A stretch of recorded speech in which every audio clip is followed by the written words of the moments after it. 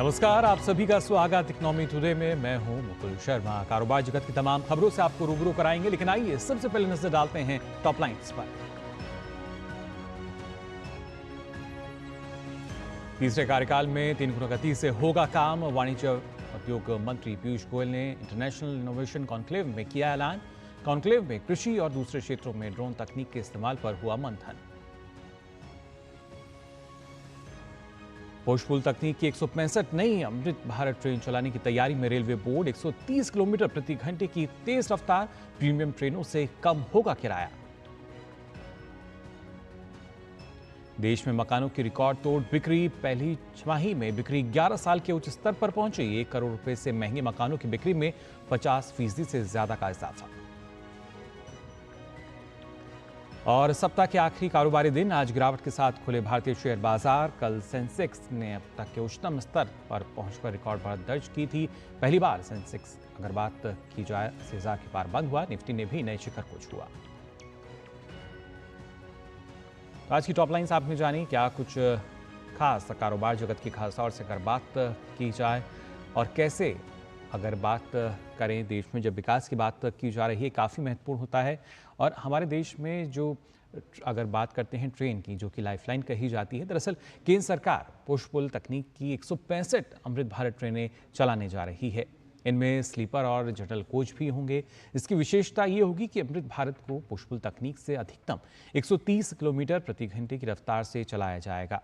इसमें ट्रेन में 2 इंजन होंगे, एक आगे एक पीछे, जिसे ट्रेन तेजी से पिकअप कर सकेगी और तेजी से रुक भी सकेगी। इससे ट्रेन की औसत गति राजधानी शताब्दी से अधिक होगी। Amrit Bharat train in premium ट्रेनों से 2 से ढाई घंटे पहले मंजिल तक पहुंचेगी और किराया उनसे कम होगा। आपको बता दें कि रेलवे बोर्ड ने वित्तीय वर्ष 2024 और 25 और 2025 और 26 में लगभग 10,000 स्लीपर और जनरल श्रेणी के कोच उत्पादन योजना को मंजूरी दे दी है। 2024 और 25 में 4,485 जनरल कोच और स्लीपर कोच का उत्पादन का लक्ष्य रखा गया है, जबकि अगले वित्तीय वर्ष में इसकी संख्या बढ़ाकर 5,444 की गई है। तो और तेज रफ्तार से जो विकास है वो यहाँ होता हुआ नजर आएगा। अब आइए आगे बढ़ते हैं और नजर डाल लेते हैं कारोबार जगत में। सबसे पहले बात करते हैं गिफ्ट निफ्टी की। क्या स्थिति जो है वो नजर आ रही है। फिलहाल गिफ्ट निफ्टी में आप देख सकते हैं 78 अंकों की गिरावट, जिसके बाद ये 24,340 पर आज शुरुआत में देखा गया है। वहीं अगर बात करें खासतौर से सेंसेक्स की शुरुआत की, तो आप देख सकते हैं 199 अंकों की करीब गिरावट नजर आ रही है और ये 79,850 के स्तर पर आज शुरुआती कारोबार करता नजर आया। जबकि निफ्टी 50 की अगर हम बात करें तो यहाँ भी करीब 67 अंकों की जो गिरावट है वो देखने को मिल रही है, जिसके बाद ये 24,235.05 पर कारोबार करता हुआ नजर आया। तो कहीं ना कहीं लाल निशान के साथ जो कारोबार है वो नजर आ रहा है। लेकिन आज के टॉप गेनर्स की अगर बात की जाए, जहां पे हरा निशान हम देख पा रहे हैं सिप्ला, हिंडाल्को, ओएनजीसी, बजाज ऑटो और डीवीएस लैब, जहां पे हरे निशान के साथ कारोबार हो रहा है। यानी यहाँ पे जो आज ये गेनर्स की श्रेणी में नजर आ रहे हैं। लेकिन इसके साथ ही लॉसेस की श्रेणी की अगर हम बात करें, जहां लाल निशान के साथ कारोबार हुआ है, वो कौन सी है उसके बारे में भी आपको बताएंगे। लेकिन फिलहाल ये टॉप गेनर्स की श्रेणी, जहाँ पे आप देख सकते हैं लगातार हरे निशान के साथ कारोबार होता नजर आया। लेकिन टॉप लॉसेस की अगर बात की जाए तो आप देख सकते हैं HDFC bank, Tata steel, Titan, Maruti, Adani enterprises, जहां पे फिलहाल लाल निशान के साथ जो कारोबार है वो नजर आ रहा है। तो जाने आज आपने जो टॉप गेनर्स की बात की जाए, लॉसेस की बात की जाए और किस तरीके से फिलहाल जो बाजार है वो कारोबार करता नजर आ रहा है। फिलहाल हम यहाँ रुक रहे हैं एक छोटे से ब्रेक के लिए। जल्द हाजिर होते हैं, आप बने रहिए डीडी न्यूज पर।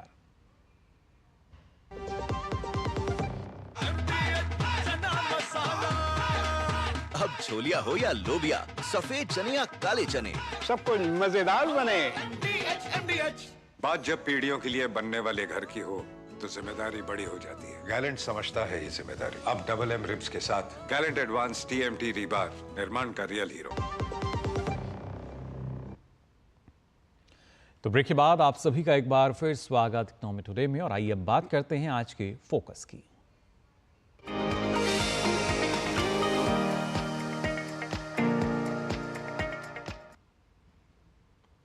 इंटरनेशनल इनोवेशन कॉन्क्लेव में कृषि और दूसरे क्षेत्रों में ड्रोन तकनीक के इस्तेमाल पर मंथन किया गया, जिससे नवाचार का विकसित भारत में योगदान सुनिश्चित किया जा सके। इस 2 दिवसीय कॉन्क्लेव के समापन पर केंद्रीय मंत्री पीयूष गोयल ने कहा कि तीसरे कार्यकाल में हम 3 गुना गति से काम करेंगे, 3 गुना परिणाम सुनिश्चित करेंगे, जिससे देश को दुनिया की तीसरी सबसे बड़ी अर्थव्यवस्था बनाया जा सके। देश में एक तरफ नवाचार और आधुनिक तकनीक को सरकार प्रोत्साहन दे रही है, तो दूसरी तरफ सतत विकास और वैश्विक प्रतिस्पर्धा का समर्थन करके मजबूत औद्योगिक इकोसिस्टम को भी बढ़ावा दिया जा रहा है, जिससे विकसित भारत के लक्ष्य की तरफ तेज गति से बढ़ा जा सके। इसी को लेकर नई दिल्ली में PhD chamber of commerce and industry द्वारा आयोजित इंटरनेशनल इनोवेशन कॉन्क्लेव में केंद्रीय वाणिज्य एवं उद्योग मंत्री पीयूष गोयल ने कहा कि सरकार ड्रोन उद्योग को बढ़ावा दे रही है और कृषि क्षेत्र में इसके उपयोग की अपार संभावनाएं हैं, जिससे किसानों को काफी फायदा होगा। ड्रोन को सस्ती कीमतों में शेयर्ड फैसिलिटी के रूप में पूरे लोकल एरिया में अवेलेबल बना दे, तो मुझे लगता है कि चाहे वो फर्टिलाइजर, पेस्टिसाइड, एग्री केमिकल्स की डिलीवरी हो या खेतों में लगाने का काम हो, नमो फर्टिलाइजर भी खेतों में इसके माध्यम से पहुंच सकते हैं और बड़ा इवनली स्प्रेड होगा, वेस्टेज कम होगी, खर्चा कम होगा, किसानों का खर्चा इससे बहुत बड़े पैमाने पर कम किया जा सकता है। तो एक प्रकार से इस सेक्टर की संभावनाएं बहुत है और मेरा पूरा विश्वास है कि इसके लिए जो रेगुलेटरी सपोर्ट चाहिए या फाइनेंसिंग सपोर्ट चाहिए या मार्केटिंग बोर्ड्स के माध्यम से किसानों की आमदनी बढ़ाना, साथ साथ में जोड़ना हो, तो दोनों चीज जोड़ के सेल्फ हेल्प ग्रुप्स काम कर सकते हैं। जिस तरह से ड्रोन तकनीक को बढ़ावा दिया जा रहा है, ऐसे में लगातार युवाओं को कौशल विकास के तहत प्रशिक्षित भी किया जा रहा है, जिस वजह से आज रोजगार के अनेकों अवसर उनके सामने हैं। आज इंडिया शायद दुनिया के मोस्ट प्रोग्रेसिव नेशंस में है, बिकॉज़ हमारे माननीय प्रधानमंत्री जी ने इसके पोटेंशियल को बहुत अच्छे से पहचाना और उन्होंने ये माना कि ड्रोन कोई एलिटिस्ट टेक्नोलॉजी नहीं है और इसको हमको घर घर तक पहुंचाना है और उसी से एक विकसित भारत बनेगा। आज हम देख रहे हैं कि ड्रोन दीदी के माध्यम से एक बड़ा रूरल प्रॉस्पेरिटी का प्रोग्राम भी किया जा रहा है।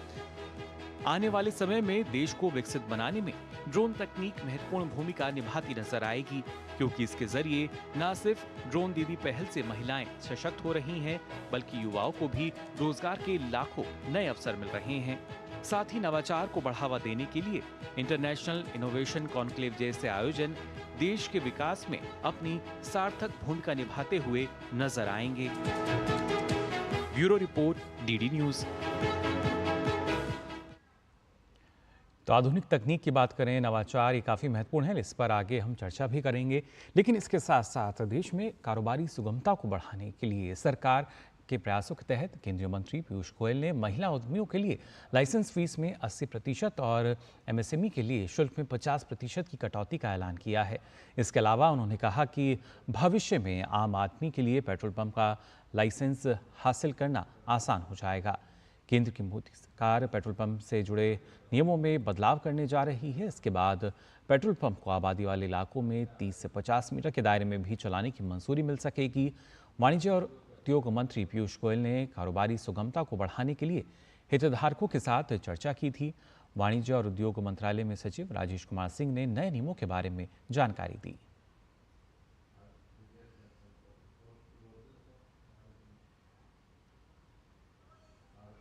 Let me broadly say what we tried to sort of, ensure and what the Honourable Minister sort of decided and announced during that meeting. One of this was that for women entrepreneurs and for MSMEs, some of the license fees were significantly slashed by 80% for women entrepreneurs in this sector and 50% for MSMEs. We've decided that when it comes to the NOCs and clearances given at the district level for smaller units, ROs, etc., there the decision has been that, we've created a digital system for districts that's covered about 50% of the districts in the country. The decision is to cover all the rest immediately without any delay. तो लगातार प्रयास किए जा रहे हैं कि कैसे सुगमता जो है वो आ सके कारोबार में भी। उसमें भी जैसे हम बात कर रहे थे कि किस तरीके से इंटरनेशनल इनोवेशन कॉन्क्लेव का जो आयोजन किया गया, क्योंकि कोशिश यही है नवाचार को बढ़ावा दिया जाए, आधुनिक तकनीक को लाया जाए, और इसके लिए जो कौशल विकास की जब हम बात करते हैं, प्रशिक्षण जो है लगातार दिया जा रहा है। इस पर चर्चा के लिए हमारे साथ जयंत कृष्ण जी जुड़ चुके हैं, पूर्व CEO रह चुके हैं NSDC के। बहुत बहुत स्वागत आपका जयंत जी। सबसे पहले जानना चाहेंगे, क्योंकि जिस तरीके से इस कॉन्क्लेव का आयोजन किया गया था अपने आप में काफ़ी खास, हालांकि ये पहला संस्करण था इसका, किस तरह कितना महत्व हो जाता है इस तरह के कॉन्क्लेव का, क्योंकि लगातार देश में जब नवाचार को बढ़ाने की हम बात कर रहे हैं और ये कहीं ना कहीं विकसित भारत में इनके योगदान को भी देखते हैं। जी बिल्कुल। अगर आप देखिए ये जो AI powered skill India digital hub को इंट्रोड्यूस किया गया था इस कॉन्क्लेव के थ्रू, तो इसमें ये अपने आप में एक बहुत अच्छा प्रयास दिखता है सरकार का। और अगर भारत को ये इंश्योर करना है कि हमारी जो जनसंख्या है वो एक अभिशाप ना बन के एक वरदान सिद्ध हो, तो ये बहुत जरूरी है कि हमारे कंट्री के लोगों को प्रॉपरली स्किल किया जाए, उनका कौशल विकास हो। और इसमें टेक्नोलॉजी को लेवरेज करते हुए, जो डिजिटल पब्लिक इंफ्रास्ट्रक्चर है उसको लेवरेज करते हुए ये जो स्किल इंडिया का डिजिटल हब इंट्रोड्यूस किया गया है, मुझे लगता है ये एक स्किल डेवलपमेंट के क्षेत्र में इसमें क्षमता है एक क्रांति लाने की, इसके एक रेवोल्यूशन लाने की चीज है। और स्किल्स का ब्रिज का जो मास्टर क्लास इंट्रोड्यूस किया गया है, ये अपने आप में लाइफ लॉन्ग लर्निंग। देखिए आज के जमाने में आपने एक ITI या पॉलिटेक्निक या NSDC के पार्टनर के साथ आपने स्किल्स लर्न किए, वो आपको जिंदगी भर रेलेवेंट नहीं बनाएंगे रखेंगे, क्योंकि ऑब्सोलेसेंस होती है, उसको रिफ्रेश करना पड़ता है, रीस्किल करना पड़ता है। तो ये आपको लाइफ लॉन्ग लर्निंग का एक अपॉर्चुनिटी होगा और एक बड़ा कोलैबोरेटिव सा मॉडल है जो मुझे समझ में आया। और हमारा फ्यूचर का जो भविष्य के लिए मैन पावर को रेडी करने के लिए एक अपने आप में वरदान साबित होगा, ऐसा मेरा मानना है। जी जयंत जी, और लेकिन खासतौर से जब हम अगर देखें इंटरनेशनल इनोवेशन कॉन्क्लेव के परिप्रेक्ष्य में जब बात करते हैं, तो एक तरीके का फोकस यहाँ नजर आया जो ड्रोन तकनीक है इसको लेकर, कैसे जो ड्रोन का इस्तेमाल है वो कृषि क्षेत्र में या जो दूसरे क्षेत्र हैं उनमें हम कर सकते हैं। और इसके लिए हमने देखा भी कि सरकार की जो नीतियाँ हैं वो काफ़ी कारगर रही हैं। एक समय पर शायद ये संभव लगता था कि कृषि में हम ड्रोन का इस्तेमाल कर पाएंगे, लेकिन अब ये संभव हो पाया है। जिस तरीके से उसकी SOPs भी आ चुकी हैं और उसमें लगातार बदलाव किया जा रहा है, सरकार की तरफ से ड्रोन दीदी जैसी जो पहल है वो की जा रही है। अगर पहले महिलाओं की हम बात करें, किस तरह की जो ट्रेनिंग है उनको दी जा रही है, उनकी स्किल को डेवलप किया जा रहा है? जी बिल्कुल, मुझे लगता है कि कृषि के क्षेत्र में अगर हमें इंश्योर करना है कि हम टेक्नोलॉजी को यूज करें, चाहे वो सीड्स को स्प्रेड करने की बात हो या पेस्टिसाइड्स को या फर्टिलाइजर्स को स्प्रेड करने की बात हो फील्ड में, तो ये ड्रोन के थ्रू एक बहुत अच्छी क्रांति आ सकती है। और ये इतना महंगा इंटरवेंशन नहीं है जितना कि हमारे बहुत से मार्जिनल फार्मर्स सोचते होंगे। तो ये एक बहुत ही अच्छा प्रयास है। और अगर हमें किसानों की इनकम में इजाफा करना है और एक जल्दी से, तो ये अब आप देखिए क्या हो रहा है कि हमारे गांव में जो किसान हैं उसमें भी जो लेबर फोर्स थी वो बहुत अर्बन एरिया में उनका मूवमेंट हो रहा है। और उसकी वजह से अब गांव में भी लेबर की अवेलेबिलिटी, देखिए एक तो किसान खुद है और पीक का जब जरूरत होती है तो उसको भी लेबर हायर करनी पड़ती है, तो वो उसकी अवेलेबिलिटी धीरे धीरे कम हो रही है, क्योंकि लोग कृषि के क्षेत्र से दूसरे क्षेत्रों में एम्प्लॉयमेंट के लिए ज्यादा जा रहे हैं। तो ये बहुत जरूरी है कि हम टेक्नोलॉजी का यूज करें, ऑटोमेशन का यूज करें। और ड्रोन मुझे लगता है अपने आप में एक बहुत ही क्रांतिकारी कदम इस तरह से सार्थक हो सकता है।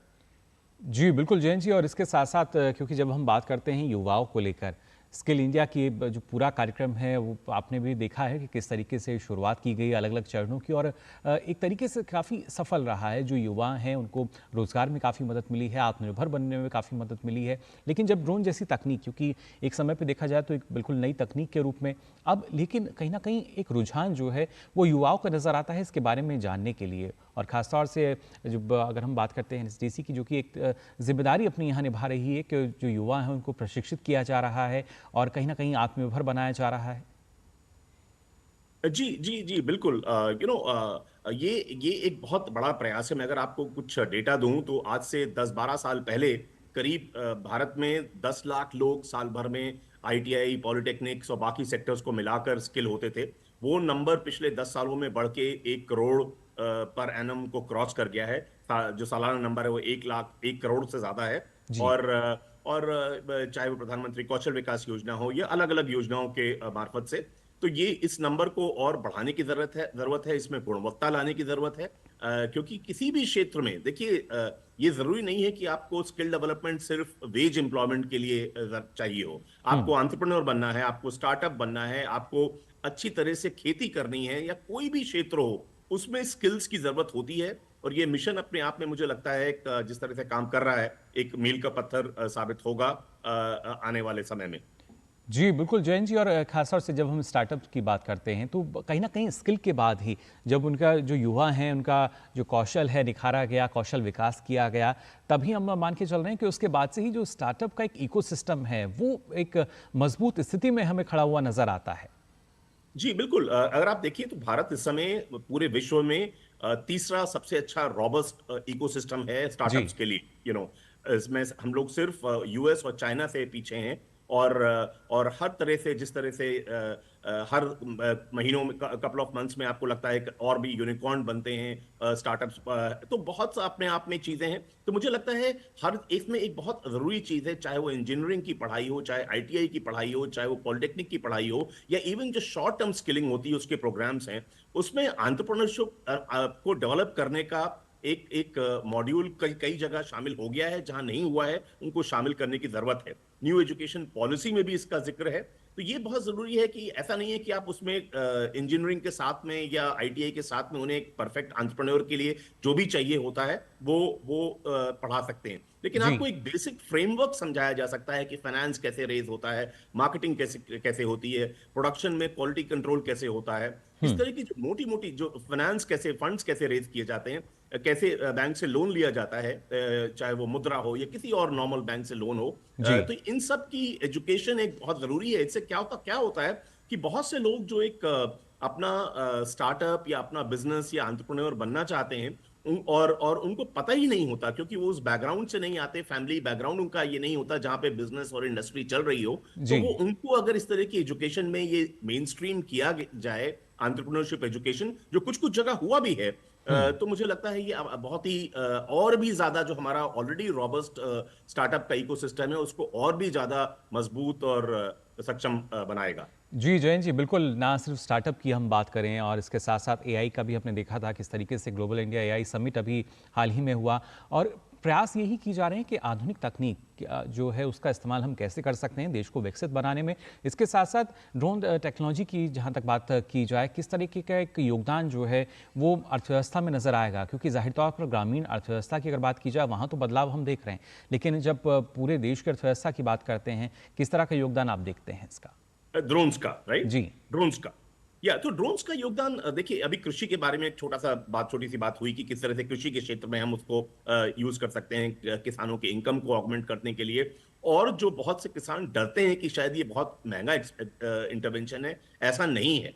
कुछ जगह तो देखा गया है कि वही काम जो ड्रोन्स के थ्रू आप सीड डिस्ट्रीब्यूशन का या फर्टिलाइजर्स का या पेस्टिसाइड स्प्रे करने का जो कर सकते हैं, वो जो आप लेबर डिप्लॉय करते हैं उसी ऑर्डर ऑफ मैग्नीट्यूड उससे कोई बहुत ज्यादा नहीं है, और बेनिफिट ज्यादा है। तो ये बहुत जरूरी है। उसके अलावा अगर आप कृषि के अलावा क्षेत्रों में देखें, हमारी आंतरिक सुरक्षा जो है, लॉ एंड ऑर्डर की सिचुएशन है, इसमें भी बहुत हो सकता है। अब आप देखिए, जैसे अभी जो उत्तर प्रदेश में कई लोग एक धार्मिक सभा में गए थे, और जो लोग एक स्टैम्पीड में बेचारों ने अपनी जानें गंवाई। अगर हमने ड्रोन से उसको देख के ये पता लगा लिया होता कि किस तरह से बहुत ज्यादा जमावड़ा हो रहा है बहुत सारे लोगों का, तो शायद कुछ टाइम पे इंटरवेंशन हो सकता था, ज्यादा पुलिस डिप्लॉयमेंट हो सकता था। तो इस तरह से बहुत सी ऐसी चीजें हैं जो लगता है वो आंतरिक सुरक्षा में और होम मिनिस्ट्री और पुलिस डिपार्टमेंट इसका बहुत अच्छी तरह से इस्तेमाल कर सकता है। जी बिल्कुल, लेकिन अब जिस तरीके से विश्व पटल पर जो भारत की स्थिति नज़र आती है, पूरा विश्व भारत को एक समाधान के तौर पर देखता है, और ऐसे में जब तकनीकी युग की हम बात करते हैं, उसी तकनीक को आधार बनाकर क्या स्थिति आप देखते हैं देश की? देखिए, इस समय आप किसी भी क्षेत्र में देख लीजिए, उसकी टेक्नोलॉजी ये कि हमारी मोटी बात अगर हम देखें, पहले तो हम इस समय पूरे विश्व में 5वीं सबसे बड़ी अर्थव्यवस्था है हमारी। अगर आप नॉमिनल जीडीपी के टर्म्स में देखिए, और अगर परचेजिंग पावर पैरिटी के लिहाज से देखिए तो ऑलरेडी हम third largest GDP ranking country बन गए हैं, सिर्फ यूएस और चाइना से पीछे हैं। और इन एब्सोल्यूट टर्म्स भी कुछ आने वाले सालों में हम थर्ड लार्जेस्ट बन जाएंगे, सिर्फ पीपीपी पे नहीं, नॉमिनल जीडीपी के टर्म्स में भी। लेकिन हमें ये देखना होगा कि क्या हमारी जो इकोनॉमी है वो इनोवेशन ड्रिवन है कि नहीं। तो उसके लिए हमें लगता है कि हमारा जो हमें बहुत से सुधार करने पड़ेंगे, रिफॉर्म्स करने पड़ेंगे। एक बिग टिकट रिफॉर्म्स हमारे साइंस और टेक्नोलॉजी जो लैब्स हैं, रिसर्च होता है, हमें अपना ईज ऑफ डूइंग बिजनेस की बात होती है, बट उसी तरह से ease of doing research, ease of doing science बढ़ाना पड़ेगा अपने कंट्री में। तो ये बहुत जरूरी होगा। बहुत से लोग आप देखिए, भारतीय लोग किसी भी क्षेत्र में, चाहे वो मेडिकल साइंसेस में देख लीजिए, चाहे वो आईटी में देख लीजिए, पूरी दुनिया में उन्होंने अपना लोहा मनवाया है। चाहे जी बिल्कुल जयंत जी, यानी कुल मिलाकर अगर देखा जाए तो इनोवेशन पे जो जोर है वो हमें देना होगा, और सरकार इसी दिशा में प्रयासरत है, काम भी कर रही है। फिलहाल बहुत बहुत शुक्रिया आपका हमारे साथ जुड़ने के लिए। प्लेजर। तो जाना आपने किस तरीके से ना सिर्फ नवाचार बल्कि इसके साथ साथ स्टार्टअप की बात की जाए, या जो युवा हैं देश के, उनके कौशल को किस तरीके से निखारा जा रहा है और उसका सीधा फायदा हमारे देश को मिल रहा है, उसकी अर्थव्यवस्था को भी मिलता है। अब आगे बढ़ते हैं और बात करते हैं यहाँ पर दुनिया भर में यूपीआई के विस्तार को लेकर भी। जी हाँ, यूपीआई जो है सिर्फ हमारे देश तक सीमित नहीं बल्कि अलग अलग देशों में भी अब धीरे धीरे लोकप्रिय हो रहा है। पेरिस के विश्व प्रसिद्ध डिपार्टमेंटल स्टोर गैलरीज लाफियट में यूपीआई भुगतान सेवा की शुरुआत की गई है। फ्रांस में भारत के राजदूत जावेद अशरफ ने गैलरीज लाफियट के सीईओ निकोलस हाउस और लायरा ग्रुप के चेयरमैन एलन लेखौर की उपस्थिति में स्टोर पर लाइव उपयोग के माध्यम से यूपीआई लॉन्च किया। जल्द शुरू होने वाले पेरिस ओलंपिक्स से पहले विश्व प्रसिद्ध गैलरीज लाफियट में भारी संख्या में भारतीय दर्शकों के आने की उम्मीद है। ऐसे में यहाँ यूपीआई की शुरुआत से भारतीयों को काफ़ी फायदा होगा। इससे पहले इसी वर्ष अगर बात की जाए तो जनवरी में फ्रांस के प्रसिद्ध एफिल टावर में यूपीआई को लॉन्च किया गया था। आपको बता दें कि 2018 में प्रधानमंत्री नरेंद्र मोदी ने भारत के बाहर सबसे पहले सिंगापुर में यूपीआई की सेवा की शुरुआत की थी। सीमा पार डिजिटल भुगतान के त्वरित सुरक्षित होने से दुनिया भर के देशों में यूपीआई का विस्तार हो रहा है। श्रीलंका, मॉरिशस, भूटान, नेपाल और यूएई में भी यूपीआई का इस्तेमाल शुरू हो चुका है। दुनिया भर में यूपीआई का विस्तार पेरिस के गैलरीज लाफियट में भी लगातार अब शुरू हो गया है, और इसी वजह से क्योंकि तकनीक की भी हम बात कर रहे हैं तो ये भी एक उसी का जीता जागता उदाहरण हमारे सामने है कि कैसे जो यूपीआई है वो लगातार लोकप्रिय हो रहा है और लोग इसको स्वीकार भी कर रहे हैं। और आइए अब चलते चलते हम छोड़ जाते हैं कारोबार जगत से जुड़ी कुछ अहम खबरों के साथ। फिलहाल मुझे दीजिए अनुमति। नमस्कार। एमएसएमई यानी सूक्ष्म लघु एवं मझोले उद्यमों की जरूरतों को समझने के लिए केंद्रीय बजट 2025 के पहले भारतीय रिजर्व बैंक इन उद्यमों के कुछ संगठनों के साथ बैठक करने जा रहा है। एमएसएमई संगठनों को आरबीआई ने कहा है कि आर्थिक वृद्धि, रोजगार सृजन और तकनीकी उन्नयन में एमएसएमईज की अहम भूमिका है। ऐसे में फैसला किया गया है कि एमएसएमईज एसोसिएशन के प्रमुखों के साथ बैठक की जाए, जिससे एमएसएमई की जरूरतों को आगे और समझा जा सके। भारत की जीवन बीमा कंपनी एलआईसी ने ग्राहकों की बदलती जरूरतों को पूरा करने के लिए एक नई योजना शुरू की है। इस योजना का नाम जीवन समर्थ है और ये एजेंसियों में बदलाव लाने के लिए बनाई गई है। एलआईसी के इस बदलाव के लिए एक्सपर्ट कंपनी एटी कानी एलआईसी की मौजूदा एजेंसी व्यवस्था की पूरी समीक्षा करेगी और उसे बेहतर बनाने में मदद करेगी। भारतीय रिजर्व बैंक ने बनारस मार्केंटाइल सहकारी बैंक वाराणसी की बिगड़ती वित्तीय स्थिति के मद्देनजर उसका लाइसेंस रद्द कर दिया है। आरबीआई ने लाइसेंस रद्द करते हुए बैंक को 4 जुलाई 2024 को कारोबारी समय के बाद बैंकिंग कारोबार बंद करने का आदेश दिया। अर्थव्यवस्था के सभी 8 प्रमुख उद्योगों में कोयला क्षेत्र ने मई में 10.2% की वृद्धि दर्ज की है। सरकार ने यह जानकारी दी। कोयला उद्योग का सूचकांक मई माह के दौरान 184.7 अंक पर पहुंच गया, जबकि पिछले वर्ष इसी माह के दौरान यह 167.6 अंक था। देश में 2024 की पहली छमाही में मकानों की बिक्री 11% बढ़कर 10 साल के उच्च स्तर 1.73 लाख इकाई पर पहुंच गई। कुल बिक्री में प्रीमियम आवास की हिस्सेदारी 34% रही। रियल एस्टेट सलाहकार नाइट फ्रैंक के अनुसार इस दौरान देश के 8 प्रमुख शहरों में कार्यालय की मांग 33% बढ़कर रिकॉर्ड 3.47 करोड़ वर्ग फुट पर पहुंच गई। दूरसंचार कंपनियों द्वारा शुल्क दर में 20% से अधिक की वृद्धि करने से वित्त वर्ष 2024-25 में मुख्य महंगाई दर 0.20% बढ़ सकती है। डाइचे बैंक के विश्लेषकों ने मूल महंगाई दर को पहले के 3.6% से 0.20% बढ़ाकर 3.8% कर दिया है। शुल्क दरों में वृद्धि का असर जुलाई से दिखना शुरू होगा और इस बढ़ोतरी से मासिक आधार पर मुख्य मुद्रास्फीति में 0.85% से अधिक की बढ़ोतरी होगी। मार्केट रेगुलेटर सेबी ने प्रतिभूति बाजार में निवेशकों के हितों की रक्षा के लिए शेयर ब्रोकिंग कंपनियों को धोखाधड़ी यानी बाजार के दुरुपयोग को रोकने और उसका पता लगाने के लिए संस्थागत तंत्र स्थापित करने के लिए कहा है। सेबी ने ब्रोकिंग कंपनियों के लिए कारोबारी गतिविधियों और आंतरिक नियंत्रण की निगरानी के लिए प्रणालियां लागू करने और विसिल ब्लोअर नीति की शुरुआत को अनिवार्य कर दिया है। ये सभी प्रावधान सेबी विनियम 2024 का हिस्सा है। एनसीएलटी ने राष्ट्रीय कंपनी विधि अधिकरण ने एडटेक फर्म बायजू से कहा है कि राइट इशू से जुटाए गए धन तक उसकी पहुंच हो या न हो, वो अपने कर्मचारियों के वेतन का भुगतान करे। उसने कर्मचारियों को वेतन नहीं देने पर कंपनी के ऑडिट की भी चेतावनी दी है।